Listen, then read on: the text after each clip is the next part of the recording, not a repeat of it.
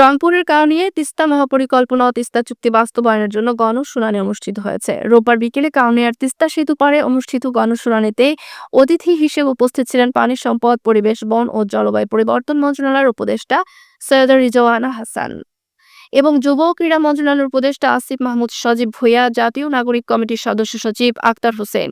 রংপুরের জেলা প্রশাসক মোহাম্মদ রবিউল ফয়সালের সভাপতিত্বে বক্তব্য রাখেন কাউনিয়া উপজেলা নির্বাহী কর্মকর্তা মোহাম্মদ মহিদুল হক, আলহাজ ইমদাদুল হক ফরশাদ, শফিকুল আলম শফিক, জামিনুর রহমান প্রমুখ। এ সময় বক্তারা বলেন, আমরা ত্রাণ চাই, মিথ্যা আশ্বাস চাই না, আমরা দল বুঝি না। অন্তর্বর্তীকালীন সরকারের দায়িত্ব নেওয়ার পর গত 6 মাসে আজকে আমি চতুর্থবারের মতো উত্তরবঙ্গে আসলাম এবং কাউনিয়ায় আসলাম দ্বিতীয়বার। যতবারই এসেছি, যেখানেই গিয়েছি, সবার প্রথম এবং প্রধান দাবি ছিল তিস্তার সংকট নিরসন করা। আর নদী ভাঙনে যে একটা জনপদ কেমন করে নিশ্চিহ্ন হয়ে যায় ওইটাও দেখেছিলাম।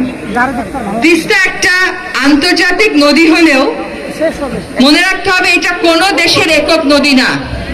কোন দেশ যদি মনে করে যে আমার উপরে তিস্তা যেটুকু আছে ওইটুকু আমার যেভাবে ইচ্ছা আমি সেভাবে ব্যবহার করব, এইটা কোনোদিনও আন্তর্জাতিক রীতিনীতি সমর্থন করে না।